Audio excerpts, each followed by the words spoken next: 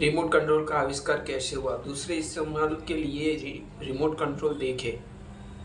Tele telecommunication और radio control का confusion न हो, इसलिए रिमोट कंट्रोल जैसे आम मेज बोलचाल की भाषा में रिमोट या क्लियर भी कहा जाता है, एक इलेक्ट्रॉनिक डिवाइस है जिसका इस्तेमाल दूर से आमतौर पर वायरलेस तरीके से किसी दूसरे डिवाइस को ऑपरेट करने के लिए किया जाता है। जिसका इस्तेमाल इस्तेमाल दूर से आमतौर पर remote control television set, DVD player, दूसरे digital home, digital appliance, computer, consumer electronics में रिमोट कंट्रोल का इस्तेमाल टेलीविजन सेट, डीवीडी प्लेयर या दूसरे डिजिटल होम मीडिया अप्लायंस जैसे डिवाइस को ऑपरेट करने के लिए किया जा सकता है। रिमोट कंट्रोल उन डिवाइस को ऑपरेट करने के लिए दे सकता है जो कंट्रोल के सीधा ऑपरेशन के साथ आसान पहुंच से बाहर होता है। वे कम दूरी से इस्तेमाल करने पर सबसे अच्छे काम करते हैं। यह मुख्य रूप से यूज़र के लिए सुविधा वाले फीचर है। कुछ मामलों में रिमोट कंट्रोल किसी व्यक्ति का ऐसा डिवाइस ऑपरेट करने देते हैं जिस तक वे वरना नहीं पहुंच पाते, जैसे कि जब गैरेज का दरवाज़ा खोलने वाला बाहर से चालू होता है। यह बताने के लिए इस्तेमाल किए जाने वाला स्टैंडर्ड सिंबल कि यह डिवाइस को सिग्नल भेजने के तरीके के तौर पर इंफ्रारेड का इस्तेमाल करता है। एक सैमसंग न्यूआई N20000 टेलीविज़न और DVD remote control air conditioner remote control unit है। वे power vacuum channel, playback, track change, energy, fan speed और कई दूसरे फीचर जैसे कनेक्शन को कंट्रोल करते हैं। इन डिवाइसों के लिए रिमोट कंट्रोल आमतौर पर छोटे वायरलेस हैंडहेल्ड ऑब्जेक्ट होते हैं जिनमें कई बटन होते हैं। इनका इस्तेमाल टेलीविज़न चैनल, ट्रैक नंबर और वॉल्यूम जैसी अलग-अलग सेटिंग्स को एडजस्ट करने के लिए किया जाता है। रिमोट कंट्रोल कोड और इसलिए ज़रूरी रिमोट कंट्रोल डिवाइस है आमतौर पर एक प्रोडक्ट लाइन के लिए खास होता है। हालांकि यूनिवर्सल रिमोट भी होता है जो ज़्यादातर बड़े ब्रांड डिवाइस के लिए बने रिमोट कंट्रोल की नकल करते हैं। 2000 के दशक के रिमोट कंट्रोल ब्लूटूथ या वाईफाई कनेक्टिविटी में मोशन शेयर इनेबल्स में कैपेबिलिटी और वॉइस कंट्रोल शामिल है। 2010 के बाद वे स्मार्ट टीवी और टीवी रिमोट कंट्रोल के लिए टाइपिंग को आसान बनाने के लिए पीछे की तरफ एक स्टैंड अलोन कीबोर्ड हो सकता है और इसे टाइपिंग डिवाइस की तौर पर इस्तेमाल किया जा सकता है। दूसरा, कंट्रोल किस प्रकार के होते हैं? रिमोट कंट्रोल किस प्रकार के होते हैं? रिमोट कंट्रोल को मुख्य रूप से उस आधार पर बांटा जाता है कि किसी डिवाइस के सिग्नल कैसे भेजते हैं, उनकी मुख्य क्षमताएं क्या है। सबसे आम प्रकार के प्रारंभिक होम एम्प्लॉयड के इंफ्रारेड और रेडियो फ्रीक्वेंसी में रिमोट शामिल है। साथ ही यूनिवर्सल व्हीकल में स्मार्ट ऐप आधारित कंट्रोलर भी आते हैं। पहला, ट्रांसमीटर आधारित remote, infrared remote, radio Francis remote और ब्लूटूथ रिमोट के क्षमता आरएफ के समान। दूसरा, क्षमता आधारित रिमोट, यूनिवर्सल रिमोट और स्मार्ट और ऐप आधारित रिमोट, विशिष्ट उपयोग वाले रिमोट, इंडस्ट्रियल रिमोट और प्रेजेंटेशन रिमोट।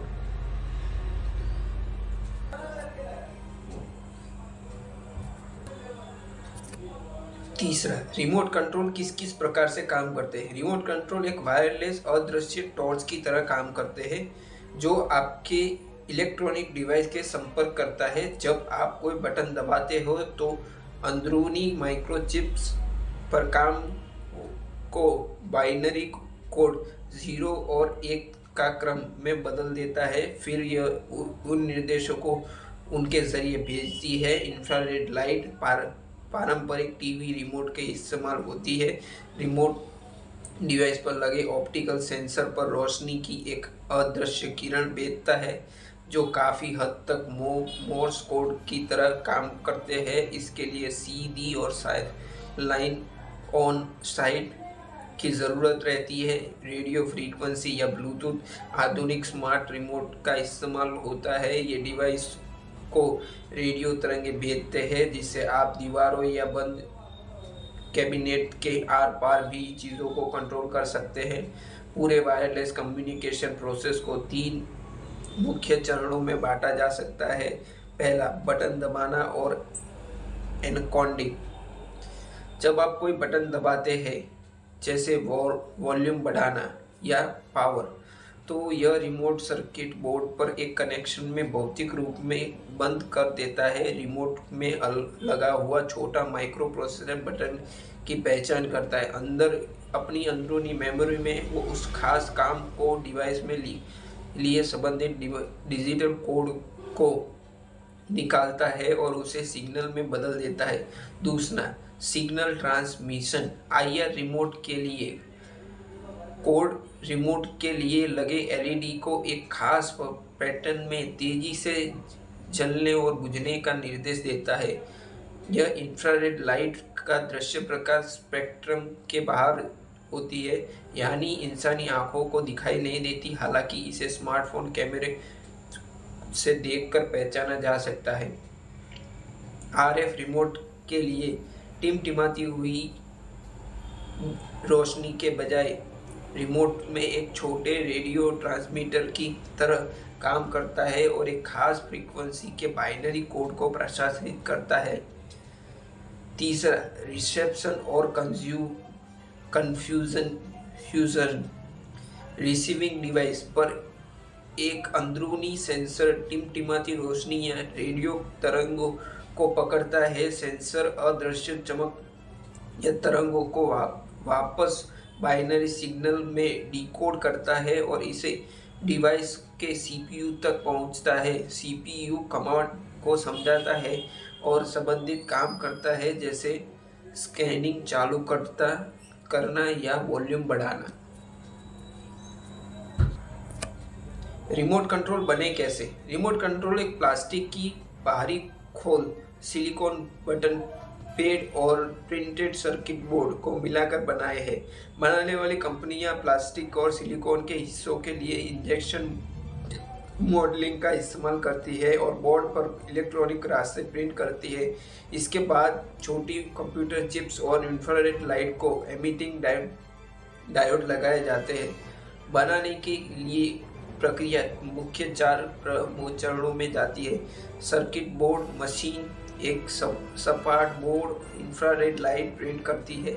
यह लाइन अलग अलग हिस्सों को जोड़ती है। कॉपर बिजली पहुंचाने के लिए तार का काम करता है। बटन दबाने का पता लगाने के लिए छोटी कंप्यूटराइज चिप लगाई जाती है। प्लास्टिक रेसिन रिमोट का ऊपरी और निचला हिस्सा बनाने के लिए पिघले हुए प्लास्टिक को सांचों में दबाया जाता है। इसे कुर्की कटर के आकार से बनाया जैसा समझे। रबर के बटन बनाने के लिए सांचों में नरम सिलिकॉन रबर डाला जाता है। हर बटन के लिए नीचे थोड़ा सा कार्बन लगाया जाता है।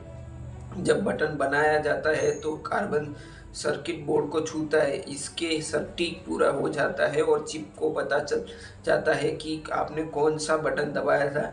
लेड ट्रांसमीटर रिमोट के ऊपरी हिस्से में एक ट्रांसपोर्ट एलईडी लगाई जाती है। यह एक टॉर्च की तरह काम करती है जो आपके टीवी तक झिलमिलाती हुई रोशनी भेजती है। टीवी में एक सेंसर होता है जो इन अदृश्य झिलमिलाहटों को देखता है। शुरुआती में रिमोट में तो तार होते थे और वे आवाज़ का इस्तेमाल करते थे। आजकल के रिमोट इंफ्रारेड लाइट और तरंगों से काम करते हैं। अंदर लगी हुई कंप्यूटर चिप हर बटन के दबाने पर उसे झिलमिलाती हुई रोशनी को एक खास कोड में बदल देती है। आपका डिवाइस वॉल्यूम या चैनल बदलने के लिए झिलमिलाहट को डिकोड करता रहता है। पांचवा, रिमोट कंट्रोल के आगे के भविष्य किस प्रकार काम होंगे। रिमोट कंट्रोल साधारण बटन क्लियर बदलकर सैटेलाइट इंटेलिजेंट कमांड हब बन जाएंगे। वे कई स्मार्ट होम बोर्ड्स के बीच में एक यूनिफाइड ब्रिज की तरह काम करेंगे। भविष्य के रिमोट ये कामों में शामिल होंगे। Voice assistant built in Microsoft और एआई स्मार्ट असिस्टेंट आपको बोलकर कमांड देने की सुविधा देंगे, जिससे आप फिल्में ढूंढ सकेंगे, वॉल्यूम एडजस्ट कर सकेंगे और या अप्लायंस को कंट्रोल कर सकेंगे। प्रोडक्टिव ऑटोमेशन बटन दबाने का इंतज़ार करने के बजाय रिमोट के नेटवर्क आपकी रोज़मर्रा की आदतों को समझकर लाइट डिम करने, तापमान एडजस्ट करने और कॉफ़ी बनाने जैसी काम अपने आप करेंगे। एनर्जी मैनेजमेंट रिमोट बिजली की खपत को ट्रैक करने और मैनेज करेंगे, जिससे घरों में बिजली का बिल कम करने में मदद करेगी। एडवाइस सिक्योरिटी आप अपनी डोरबेल से लाइव वीडियो फीड देख सकेंगे, स्मार्ट लॉक कर सकेंगे और रियल टाइम मोशन अलर्ट पा सकेंगे। Universal interoperability modern remote unified system का इस्तेमाल करके अलग अलग कंपनियों की टीवी, स्पीकर और अप्लायंस को आसानी से कंट्रोल कर सकेंगे। जैसे जैसे टेक्नोलॉजी बदल रही है, कंपनियां उन डिवाइसों को और ज़्यादा आसान और समझने के लिए, सरल बनाने के लिए नए खोज रही है। क्या आप मुझे बता सकते हैं? जैसे आप जान सकेंगे। छठा, आप किस प्रकार के रिमोट कंट्रोल का उपयोग करते थे? तो मैं टीवी के रिमोट और हालांकि टीवी के रिमोट और कंप्यूटर के और गेमिंग के रिमोट्स यूज़ किए हुए हैं। सातवां, रिमोट कंट्रोल्स का इतिहास क्या रहा है? बिना ड्राइवर वाले वाहनों को कंट्रोल करने की ज़रूरत को पूरा करने के लिए 19वीं सदी के उत्तरार्ध में वायर्ड और वायरलेस रिमोट कंट्रोल के विकसित किए गए थे। इनमें से 1870 में जर्मनी में इंजीनियर वर्नर वॉस सीमेंस का वायर्ड वर्जन और ब्रिटिश इंजीनियर अर्नेस्ट विल्सन और C.J. इनवास 1897 द्वारा रेडियो कंट्रोल वर्जन और आविष्कार निकोला टेस्ला द्वारा 1898 में न्यूयॉर्क में प्रदर्शित एक प्रोटोटाइप शामिल था। 1903 में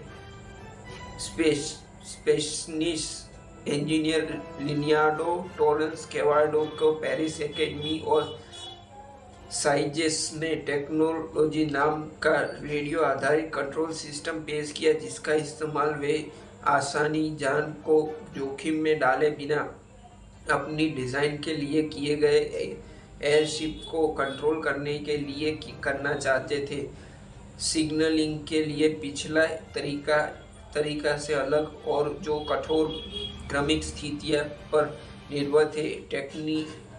टेलीकिनो एक ही कम्युनिकेशन चैनल का उपयोग करके विभिन्न मैकेनिकल कार्यों में एक सीमित और गैर सीमित को निर्धारित करने के क्षमता था।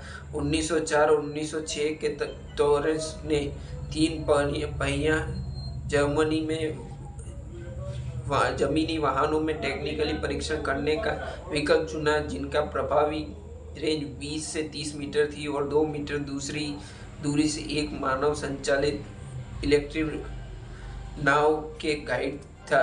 पहला रिमोट कंट्रोल मोड हवाई जहाज 1932 में उड़ा और दूसरा विश्व युद्ध के दौरान सैन्य उद्देश्यों के कंट्रोल के लिए तकनीक के उपयोग पर तेजी से काम किया गया था, जिसका एक प्रमाण जर्मन वासल का मिसाइल था। फिल्म और मिलिट्री कंट्रोल 1930 में के दशक के अंत तक कई रेडियो निर्माताओं ने अपने कुछ कुछ हाई एंड मॉडर्न के लिए रिमोट कंट्रोल की पेशकश की। इसमें ज़्यादातर तार द्वारा नियंत्रित किए जा रहे सेट से जुड़े हुए, लेकिन फिल्को मिस्ट्री कंट्रोल 1939 में एक पहला बैटरी संचालित कम फ्रीक्वेंसी रेडियो ट्रांसमीटर था। इस प्रकार यह उपभोक्ता तो इलेक्ट्रोनिक्स डिवाइस के लिए पहला वायरलेस रिमोट कंट्रोल बन गया। पल्स काउंट और मॉड्यूलेशन का उपयोग करते हुए यह पहला डिजिटल वायरलेस रिमोट कंट्रोल भी था।